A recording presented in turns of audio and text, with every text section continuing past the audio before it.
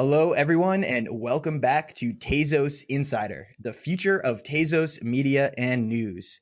My name is Ken Garofalo, and today we have guest with us, Jovan Smith from iBake Tezos and the Educational Outreach Director at iBuy Tezos. How are you doing today, Jovan? Good. How are you? Thank you for having me. Doing great, and it's my pleasure to have you. Thank you for coming on. So let's start today's interview off with just getting a little bit about your background. Yeah, sure. So when I first got started with Tezos, I was still finishing up my undergrad at the um, University of Illinois, and so after completing that, I just kind of went head in to Tezos and started to install nodes for people remotely, teach them the network, show them how to delegate, keep up with them, maintain their nodes, and things like that. So my background isn't so much in anything blockchain technology or even software development related. I actually have a political science background, but Okay. I think that there's a political element and a social element to cryptocurrency, especially like Bitcoin. Like that's why we're here, right? We're here because of a kind of a social protest, economical social protest, if you will. And so with my background and what I learned over time, they just went hand in hand, and I've just been following it ever since, basically. And that's basically my background in terms of how it relates to cryptocurrency. So that's very interesting. You come from the social uprising aspect where you can relate to maybe the financial system being unfair, and I don't know, maybe you want us all to become unbanked, right? Something like that. Where Something like that, yeah, yeah, for sure. I just think that like a blockchain creates this trustless environment, right? And then you can have these assets on top of it where people can exchange value, permission, without permission, and they're borderless. And so right. there's a serious social impact that we haven't seen yet. And the founder of Bitcoin, or the pseudonym Satoshi Nakamoto, I think Bitcoin was pretty much a direct response to the Bretton Woods system and just the way of the world in terms of economic trade. And so I'm not a crypto anarchist, but at the same time, I see how cryptocurrencies and the blockchain and in particular can kind of create these better environments for people to exchange value and to work with each other outside of fiat currency and government issued currency. Yeah, I mean, those are some great thoughts, and that's part of the reason why cryptocurrency has become so popular in the past few years is because they have this borderless, trustless environment that enables any user to just transact peer to peer without a third party intermediary, and it's unlocking a lot of new doors for the individual themselves. So it's interesting. Was it just Tezos that was your first experience in the Ah, cryptocurrency world, no, or like why Tezos? it was Ethereum actually. Ethereum, okay. So you saw Ethereum, you liked the smart contract aspect, and you saw the evolution of what Ethereum could be, and that was Tezos. Yeah, Tezos. well, yeah, and yeah, not per se. Actually, not. Yes, yes, and no. Really, my buddy just he made a lot of money off of it, Okay. and I was like cryptocurrency. So this is about like 2.5 years ago, and I was like, what do you mean Ethereum? What's Ethereum? What's Bitcoin? I had heard about Bitcoin, but years before, and everybody just thought it was magic internet money. I had no idea that Bitcoin had morphed into a smart contracts platform, or somebody built a smart contracts platform because Bitcoin couldn't support that layer, right? And it was called Ethereum, and my buddy just happened to make a ton of money off of it. And so that's what honestly piqued my interest. And then we go into Tezos because now I'm looking for an investment, right? Well, at the time, I think Ethereum there was a few major hacks. There was the parity. That wasn't really a hack as much as it was a bug. But then I read about the DAO. And so we still have yet to have this really solid kind of smart contracts platform, right? Which there's a whole huge market for. So as an investment, right? I'm like, well, Tezos is a no brainer. And it pretty much still is. Absolutely. I mean, it solves some of the problems that you see with the current blockchains, like the parity hack that you say. So, if maybe that smart contract was written in a language that could have been easily formally verified, that could have eliminated the loophole that caused that $100 million mistake to happen. So it avoids the developers shooting themselves in the foot when creating smart contracts. And that's with the Tezos platform. Exactly. And Arthur Brightman posted, or he tweeted an example of a method of formal verification, in I think using liquidity and cock. So I'm not an expert or anything like that. But if Arthur is posting an example of how things can be formally verified, it's a pretty big deal, because that's kind of one of the value propositions to Tezos. And so he's telling you we can do this. Very interesting. And I do agree with you. It is one of the value propositions in Tezos. If those of you that aren't familiar, I actually host the Tezos Boston meetups here, and I get to speak with a lot of these developers that come and want to learn more about Tezos. And what they tell me is they want to write smart contracts, but they don't trust or feel right doing it in Ethereum. And that's why they piqued an interest in Tezos. So it's interesting how things will unfold in the coming years when more people start realizing that this is a way they can make smart contracts that are more easily formally verified. Right. So let's get more into your baking service. So I Bake Tezos. This is a service that you have built and run, and there's the logo in the back. It's awesome. I'm glad you have that on screen there. And let's start by asking some questions. So as someone who has built a service like this, what do you want to see in terms of tools that can be developed or provided to you to make that an easier process? Yeah, cool. So it's kind of crazy, because I'm not even I'm not going to build a tool myself. So I don't want to complain too much or ask for too much, but a very simple and reliable automated payment method. You know what I mean? So there is one. It's called Baccarat. It's by Cryptium Labs, and I might be doing something wrong on my end. However, when I'm running the software, it's completing itself. So basically, it's a way to pay out all your delegators, right, without manually paying them out. So could you imagine a situation where you have 1,000 delegators, right? And we guarantee payments upon the completion of every cycle. So every 2 days, 20 hours and 60 minutes, roughly every 3 days, you would have to manually pay these out if you do not have an automated payment tool. Now, I know Tezos Community and Crypto Delegate, they have their own kind of tools that they built for their own systems. Whereas Cryptium, they built this automated payment tool using Haskell, I believe, and they made it open source. However, I think there's some odds and ends. It's a little rough around the edges still, and there could be some novice, issues there in terms of me using the software. But yeah, I think something like that, reliable, stable, automated payment method is something that every baker, every delegate is going to love to have. It's pretty much the most important thing, because when you think about a baking service, you want to gather delegations. You want people to delegate to you, right? So you can increase your ability to bake and endorse blocks without necessarily having to increase your bond or your actual TZ1 account. And so those people are going to want to be paid, right? Yep. If you're not paying them, they're going to find a new delegate. And if they find a new delegate, that's that much less staking power, and therefore that much less endorsements and bakes you will have and rewards. Right. So that's the whole point of your business. You want to keep gathering more delegates into iBake Tezos. And of course, you're going to have to pay them. Well, someone can delegate to you as little as, a fraction of an XTZ, and you're still going to have to make some sort of a payment out to them. So obviously this needs to be automated. Yeah. You want to trust the code more than you want to go in manually and do this via spreadsheets or whatever you might have before that. But so Baccarat is what's currently available. It's still rough around the edges. And there needs to be a more solid solution to the automated payment of rewards from baking. Yeah, and if I could say this real quick, so Baccarat is running for many people, right? So it could just be operator error. We've reached out to them, and they're working with us and stuff like that. It probably is operator error. I'm not sure, but we're gonna figure it out soon.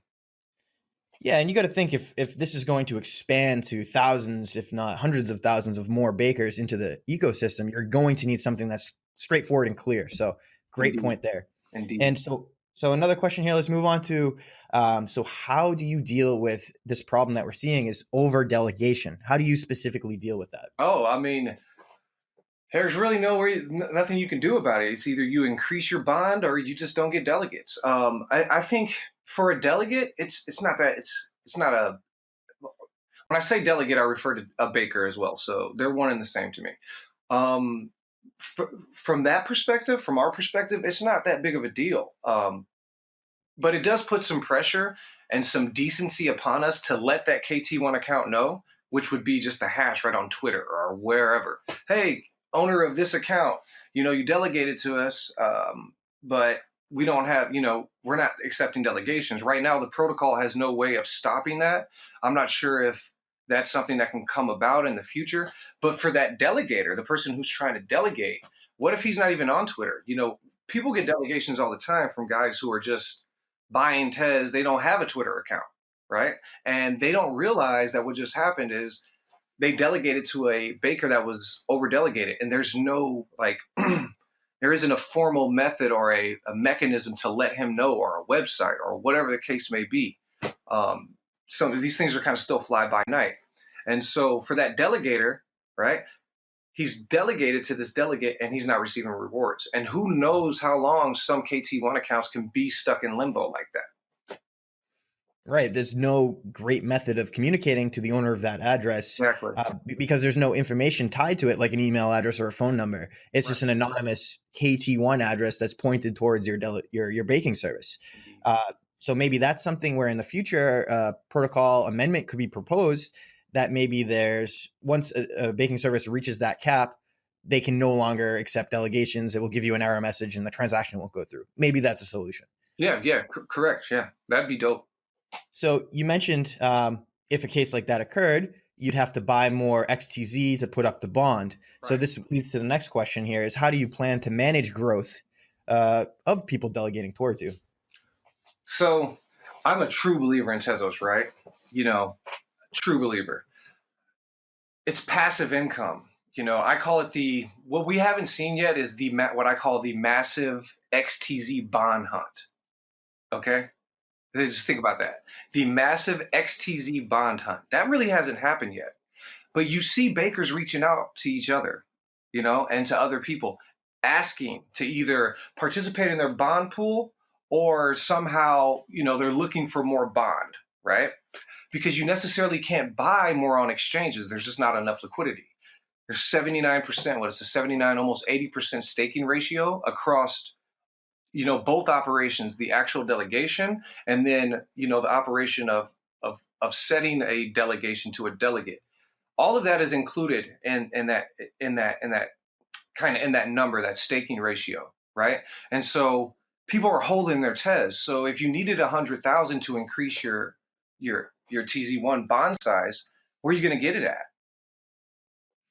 Right. I mean, if you go to the market right now, you'd buy it up, 10% on the price or more just to get some, or you wouldn't even be available in most cases. It wouldn't be available. Yeah, that's the thing.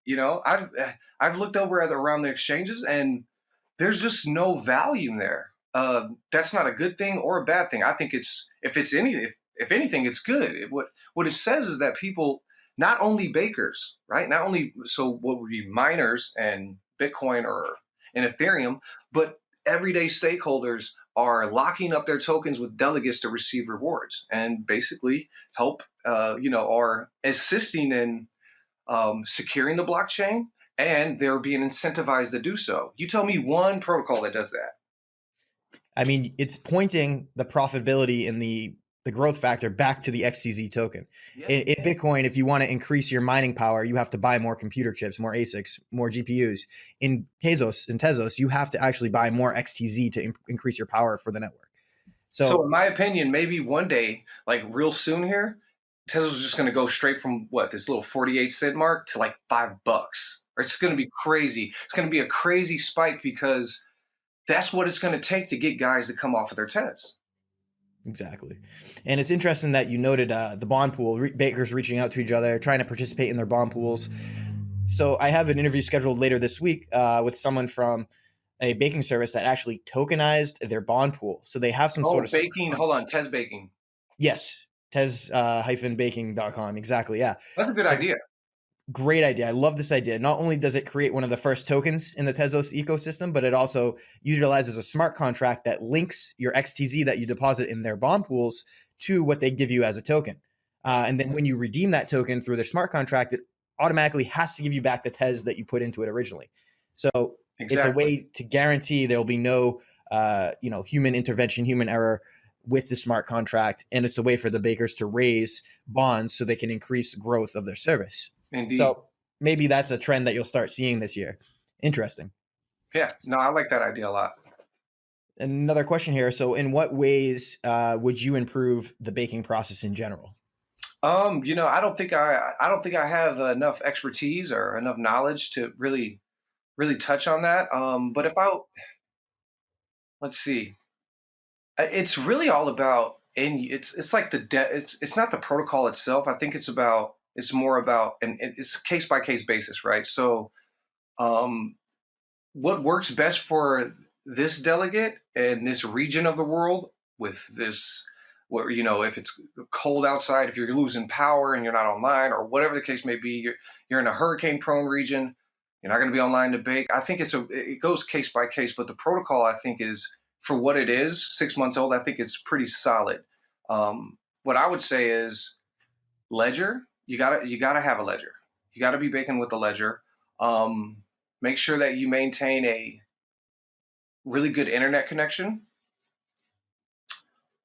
And I mean, that's pretty much about it. I really have no any issues with the protocol or any ideas on how it should change in terms of that.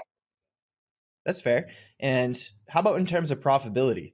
Is this a profitable venture to get into baking? I mean, eventually it will be, right? It's weird, right? Because what we're doing is Tezos has a proven passive income mechanism that for you to participate in right now kind of requires a bit of speculation itself. Yet it's a passive income, almost guaranteed, you know as long as you're staking. But at 48 cents, is it profitable? Again, case by case basis. But it's much different from just holding your XTZ. Right. So that's pure speculation. Whereas with Tezos, imagine a situation, right? You make 500 rewards in one cycle. A cycle is what, 2 days? A couple hours and some change. Maybe to the high side, maybe like 3 days at the most, maybe a little more. And Tezos is $30 a piece. You make 500 Tez in 3 days. That's quite a bit of money. Wow. What is that? What'd you say? 30 times 500 TES. So Yeah. what are we looking at? Was that 15K? Yeah, 15K exactly. And even if you had to split that with your delegators, right?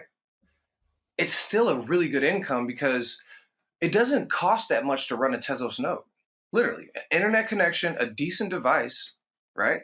And Right. that's it. You should make your money back almost immediately within the first 2 cycles. Anybody who's been baking since cycle 8 has already pretty much made their money back almost in the very first like few cycles, depending on their staking size and stuff like that. Uh, So Almost immediately. there's no major electricity costs to get into No, this. absolutely not. The Yeah, you only can pretty much bake it. If you can find a way to get the context to go to a hard drive or an external hard drive, you can bake with a Raspberry Pi.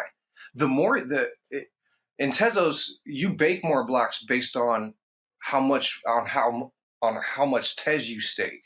Whereas in Bitcoin and Ethereum, it's how much mining power you have. So you're literally going out and buying these huge mining equipments or mining rigs, which is an investment as well, to basically increase your chances of mining a block and receiving those rewards for that block. Whereas in Tezos, you want to load as much Tez into your TZ1 account as possible to increase your chances of baking and endorsing the block. But it's not energy intensive; it's just Tez intensive.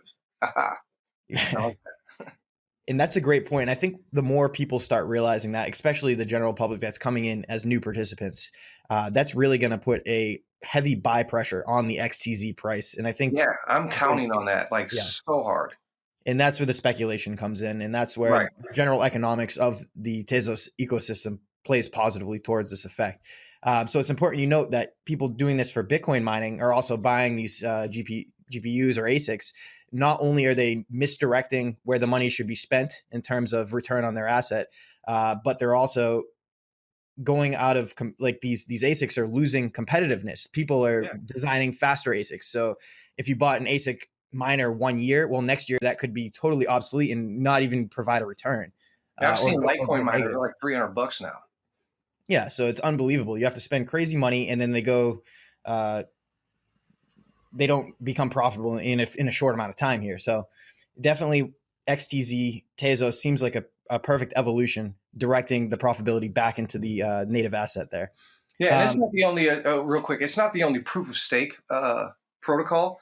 However, I think it's the first kind of complete, smart contracts platform with a proof of stake algorithm. And there's this idea of liquid proof of stake that has arrived, that is existent in Tezos, that I don't think exists anywhere else, including the on-chain governance mechanism and some of the other attributes that go like ZK snarks and formal verification of code and smart contracts. Mm.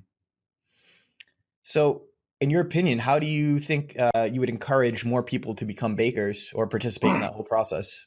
Yeah, so first gotta get the Tezos white paper and put it by your bedside. All right, that's what you got to do. LM Goodman. All right, you have to read it, and you got to read it a few times, more than a few times, and then go to this, get in the baking Slack, the Tezos baking Slack, join the different Telegram groups that are out there.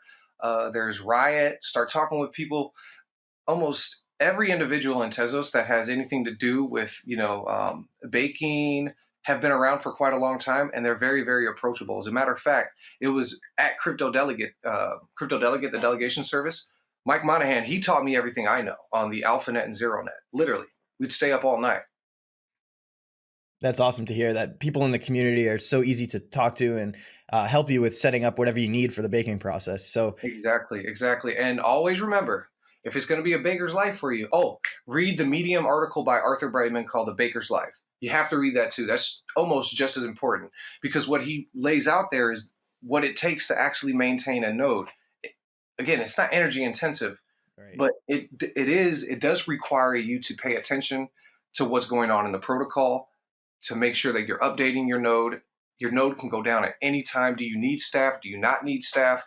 Is this worth a full-time job? Is it a full-time job? Those things have to be considered by every delegation service. Self-baking, well, that's fine, because you don't have any delegators that you're necessarily paying out. Delegation services have to take those things into consideration. That's a great point. So yeah, if you're just baking by yourself, and let's say you go offline and you're missing bakes and missing rewards, well, you're the only person you have to answer to. But if you're a service, you want to make sure you're on top of that, because if you're not getting those rewards, well, it's other people's potential passive income that you're affecting. Exactamundo.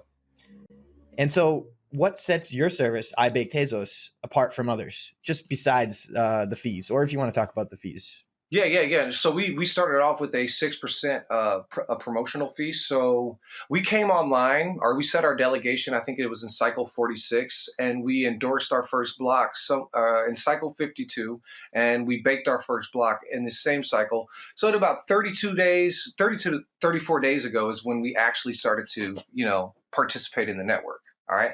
Maybe had 5 delegations in cycle 52. Now we have 51. Well, I think what sets us apart is, I've been around for quite a while, right? And so I think that's why we got a lot of the initial delegations that we have. There's other delegation services that just blow us out of the water. I think any delegation service that has been in since cycle 8, they're very reputable, and there's really no need to switch from them unless the fee is just way crazy too high for you. We have an interactive kind of website. So if you go to ibaketezos.com, you can live chat with one of our team members, usually me, and you can get all your questions kind of answered there. We have a Telegram group. I think the 6% fee is what really got the ball rolling for us. And that will only last for 20 cycles up until December 31st. So any delegations after December 31st, it'd be a 12% fee. I'm there all the time, I'm here, I'm accessible. I let people know I run this service. I maintain this service. You can reach out to me if you have a question. So your baker, right? We use Ledger. I think most people probably do, even if they're anonymous bakers. It's just good practice. And so I think that what really just sets us apart is just, being engaged in the community, which is the same thing with Crypto Delegate and Tezos community. Yeah, that's a great point. When people And can put others, but you can go, the list goes on and on.